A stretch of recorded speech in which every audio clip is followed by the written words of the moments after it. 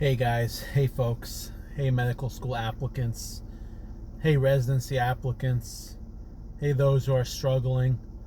This video is for you. Okay, I got an email about a guy who is applying for residency, didn't get many interviews, and was thinking about killing himself. And I talked to him right away and called him probably a few minutes after I got the email. And I wanted to share this with you because, he's not the only one out there struggling with this whole residency application process. And I don't want you to be suffering in silence for no reason, okay? Well, let me read you this email and then we'll talk. So he says, I applied to IM this year. I got one interview from a sub-I and then one other interview. So just two interviews.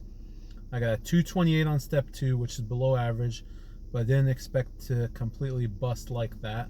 I don't know. I had decent letters of rec, I imagine. Parentheses, didn't see them.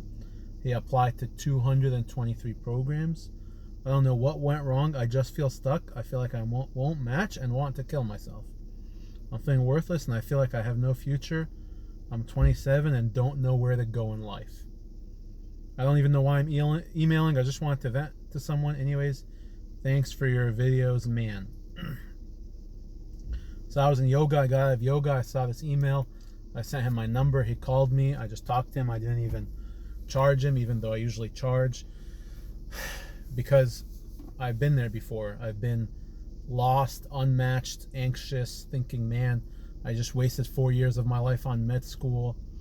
And so the first thing is I'm not a licensed social worker or therapist or psychiatrist. So if you're having thoughts of suicide or your mental health is not where you think it should be, you need to reach out to a professional.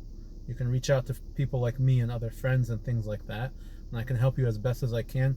But this is not medical advice, and I'm not a professional mental health expert, so I can only do the best I can, which is talking to you and giving you someone to listen to you, and then helping you navigate the residency application process as best as possible. But I'm not an expert on your personal life or the things you're going through. So first off, when I talked to him, I said, we really have to reframe our thinking. I didn't match into orthopedics. This guy still didn't even go unmatched yet. He's still in the application cycle. It's not even March. If you don't match, do you really think your whole life is worthless? Your relationship with your parents, your relationship with your family members, your wife, your kids, your other hobbies, they all vanish because you didn't match? Is your whole value based on the fact that you're going to match into a specialty and you being a doctor? This is just not the case in reality. You really have to think and reflect and say, yeah, med school, it's a big chunk of my life, but it's not the only thing that defines you. You're a whole complete person. You have, hobbies, you have interests, you have passions, you have dreams, you have a past, you have a future. So don't put everything on, if a residency program director ranked me 30th or didn't give me an interview, that means that they've evaluated my entire life and that they're accurate in telling me that I'm worthless, because that's not the message, okay? People rank and match and get interviews for random reasons a lot of the time. So I want to let you know, because I thought about this and it happened to me and I was so anxious and I thought, well, what's wrong with me? And man, you do feel worthless, of course, when this happens to you, but it's not true.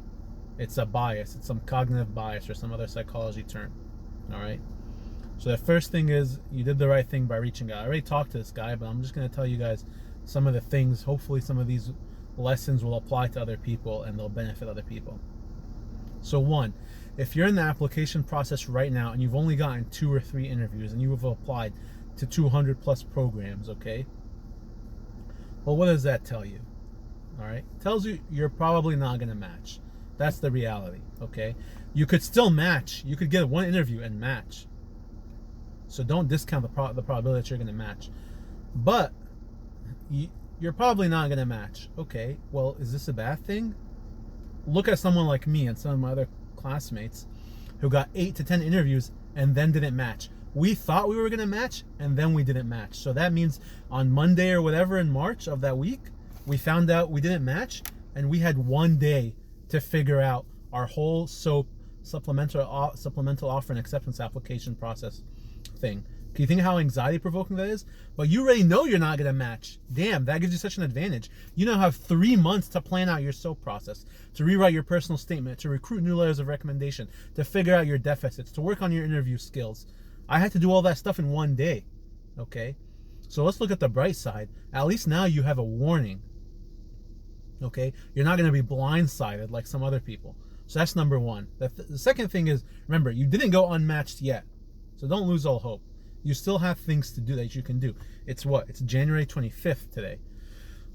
I think from what I remember, it was end of February when rank list order is due. Okay? So you still have the option. And here's the strategy that I told them. First of all, you're going to recruit and call and reach out to every single mentor, everyone you've ever worked with, everyone who's written your recommendation letter, and you're going to tell them the honest truth. This is my situation. I've only gotten 2 interviews, and what can you do to help me, please? I really would love to stay in this specialty. This is something that I'm passionate about. I need a game plan. Maybe they can make a phone call for you.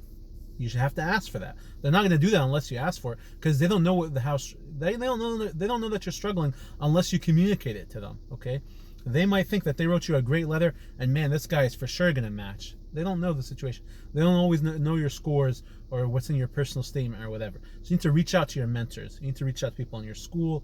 Think about, any other options that you have. The other thing is continue doing your best with whatever you're doing. If you're in a rotation, you're in a sub-I, you're in whatever, or this guy, he had graduated med school, and because of some scheduling things, he had to apply the next cycle. So he's doing something now. So I said, keep doing that. That's good. Okay. The other thing is, now it's time to prepare to SOAP. And what does that mean, preparing to SOAP? Well, we know, it's very common knowledge that every year there's like 500 SOAP spots, and they're usually in prelim surgery, prelim IM, transitional years, family medicine categorical, internal medicine categorical. Okay? So what does that mean? You now have to go through all the programs that probably accept people in the SOAP and find out which ones you have an interest in. You only have 50 spots in the SOAP, so you have to use them wisely. You can't just massive apply. It doesn't cost anything. It's free, but you just have to massively apply as much as you can. I mean, you can't massively apply, so you have to apply strategically. So what does that mean is you got to start reaching out to programs and calling residency program coordinators and emailing the directors of the program, which their email is on ERAS or it's on the website, and tell them the truth. Hey, this is me. I'm trying to introduce myself. This is my score. I applied to your program. I'm super interested because, and you have to have a sincere interest in their program for some reason, and you have to develop that. And you have now 2 months to develop it. I only had a day and a half to do that. Okay, you now have 2 whole months to do that. So start emailing and reaching out and saying, hey, I didn't get an interview. Maybe they overlooked you. Maybe a new spot opened up. You have to email them. You have to reach out. Okay. The other thing is you're going to prepare new personal statements, because now you're going to SOAP potentially to family medicine, internal medicine, transitional year, prelim surgery, prelim IM. You need to look at all the programs. And then you need to look at the programs and see what their track record is for matching prelims and unmatched applicants to other programs, to categorical programs. I'm sorry to say, it's a ton of work. Yes, not matching is so much work, okay? But guess what? You now have an advantage. You have time, okay? Let me just insert something here. When I didn't match, I scrambled. I did so many things. I reached out to my dean. I extended my graduation by a month. I added a rotation. And the first rotation I did was ED, because I thought this is the opportunity where I can do shift work, 8-hour shifts, like 13 days of the month. That's what our requirement was. So that means I could get time off whenever I wanted, so I can go reach out to people and physically go shake hands with pathologists, radiologists, ED doctors, family medicine doctors, dermatopathologists I talked to. I went to anesthesia. I did everything. You have to go reach out. You're desperate now. That's just the reality, okay? You have to go reach out. You can leave no stone unturned. Your shy personality, your timid personality, your lack of smile, all that has to go away. You have to be going up to people. Hey, my name is Khaled. I didn't match. I'm interested in your specialty. I'm here physically, ready to perform, ready to play, ready to get to know what your specialty is all about and get to know you personally and develop a real sincere connection with you. Okay? But when I was in the ED, and I worked nights in the ED, so I had my days off so I could go meet people and stuff like that. Well, what happened? I met an ortho resident, okay? And he told me, he was like, oh, where'd you match? And I looked at him with a sad face and I said, I didn't match. And we're in a patient's room. He was about to pin some guy's femur, and he stopped what he was doing. He looked at me and he said, this is not the end of the road for you. Okay. And so that's the reality for you guys right now who are catastrophizing that you're unmatched, or you're knowing you're going to be unmatched. Guess what? It's not the end of the road for you. Okay. You have the opportunity to do other things. And I'm not saying give up on your dream.